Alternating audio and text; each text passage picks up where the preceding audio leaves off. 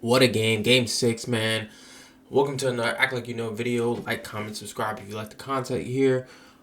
The Denver Nuggets force a Game 7 in Game 6 at Ball Arena in Denver with a 119 to 107 win over the Oklahoma City Thunder. Jamal Murray flu game. He had some illness, but every time someone gets sick, they ball out. So Jamal Murray balls out. He had, what do you have? He had 25, 7 assists, 8 rebounds. Okay. Almost a triple-double from Jamal Murray. Jokic was phenomenal. 9 for 14. Efficient hoops from Jokic.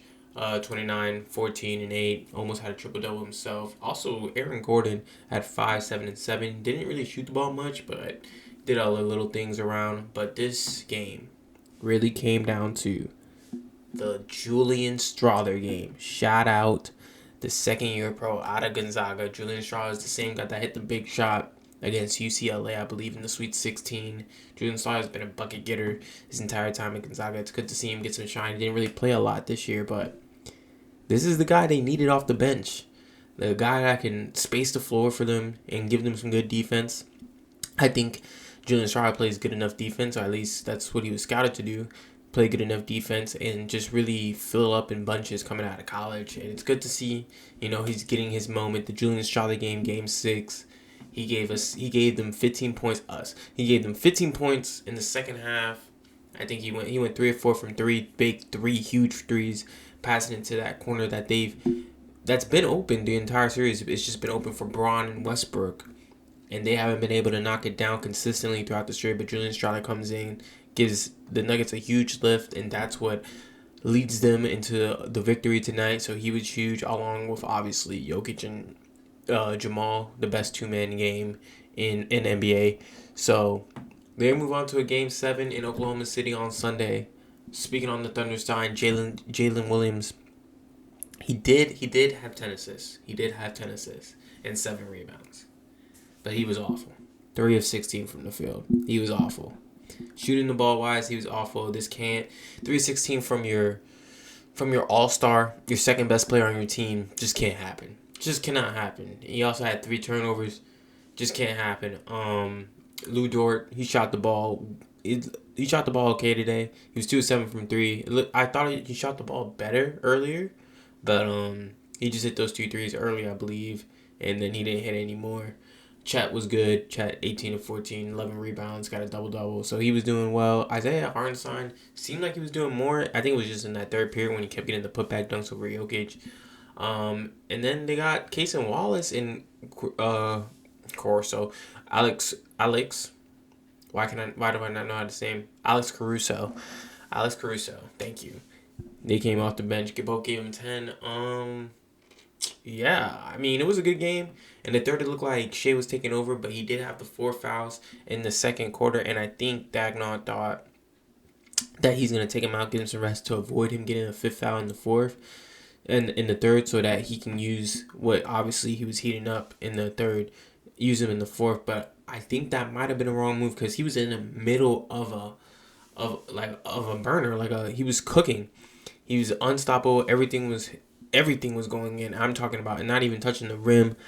And he took him out, and I think at that moment when he took him out and got him some rest in the middle of the third, that's when, he does take this rest usually in the first, but I think that was the wrong moment. I always believe when you got a player with a high hand, you just run it until it's no more. Once he missed a shot or two, then you take him out, let him sit down and come back in. But Shea was hooping tonight. I don't have anything bad to say about Shea. I thought this was about to be a Shea legacy game in the middle of the third because he looked like he was in that zone. He was giving Braun fits on defense, and I thought Shea played well. He just didn't have J-Dub, his running mate, to run with him. Chet did his thing, but he didn't have another. They needed a third guy tonight. They didn't have the third guy who was supposed to be J-Dub. So this loss is mainly on J-Dub for me.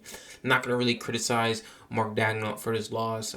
He played the right cards. I thought the decision to take Shea out in the third was questionable, but they kept it pretty close until Julian Strawher, sparked that 8-0 run late in the third quarter. And then moving on to the fourth, unlike past nights, the Nuggets were able to hit their fourth quarter shots from three. Jamal Murray really took over the minutes that Jokic was out in the fourth quarter, and they led this team to win. It did get a little dicey at the end. They started turning the ball over, but the lead was too much. They were up by 14 at one point, and they're not a team that's gonna give up a lead up 14 with 2 minutes left. They're a champion team. They did get a little sloppy, but I don't think the game was ever really in question. Just a little game pressure, but the game was never really in question, especially after Westbrook made a layup to kind of seal it over. Who was it? I believe it was over Chet. He beat Chet to the rim and was able to lay it up and really seal the game at that point. Really put a hold to that little spurt that Oklahoma City had late. But Game 7 is going to be exciting. This is the first time the Nuggets have a 2-day rest. I think this is probably the first time in 2 or 3 weeks that they've had a 2 to 3 day rest. I will say that I did not know the Nuggets shot twice as many free throws. It looks like twice as many free throws as the Oklahoma City Thunder. I'm a biased fan, so it didn't look that egregious to me. I know that the Thunder fouled a little late. I did notice that the Nuggets were getting to the line a little bit more. I saw Shea get to the line. I'm not really sure if that's because I did see Chet and Jalen take a lot of jumpers, like a lot of jump shots. So it's not like they were getting to the rim. I mean, Jalen did try to force the issue a little bit, but there was a lot of more jump shots from the Thunder, and I wonder if that's why I didn't get to the free throw line as much. Because I felt like the Nuggets were attacking the rim a little bit more. I could be wrong on that. Let's see. Let's check the points in the paint. My computer's running a little slow, but I did feel like the Nuggets were a little bit more the aggressor. I don't really have a problem with the officiating. A lot of Nuggets fans been crying about the officiating, especially in games they get blown out. Jokic has had a bad whistle at times in this series. I will say that. I do see Jokic getting fouled a lot more. He's also flopping, but he is getting fouled for the majority of the part. But points in the paint, I can't see. The Nuggets also had 16 turnovers, but I think that was mainly late. They had 52 rebounds compared to OKC's rebounds. I mean, that's pretty normal. You always expect a team to out-rebound OKC just due to the fact that they're pretty small, but the Thunder had more points in the paint, huh? They had 28 fouls to 16 fouls. I'm gonna have to rewatch this game because it didn't feel. I mean, to me personally, it felt like the Nuggets were getting more downhill. But I wonder how many of those points are Shea's. Shea only had 32, so can't really even say that. I don't know. Is that like the putback dunks too that we're counting? I'm not really. I don't know. I didn't feel that it was really that egregious tonight, but let me know what you think. Anyways, Game 7.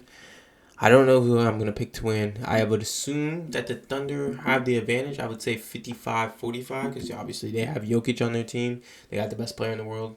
But the Thunder have home court and they got SGA, frontrunner for MVP. Probably will be the MVP. So it's going to be quite a show. Hopefully it's the only Game 7 because I do not want to see my Knicks play on the same day. So hopefully the Knicks get it done tomorrow. They don't come out and play with a sense of urgency. But Sunday needs to be I want to see the MVPs go at it. Hopefully we get a really good performance from both.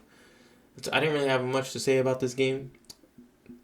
This was a really good basketball game for the most part. But shout out Julian Strawher. Huge game from Julian Strawher.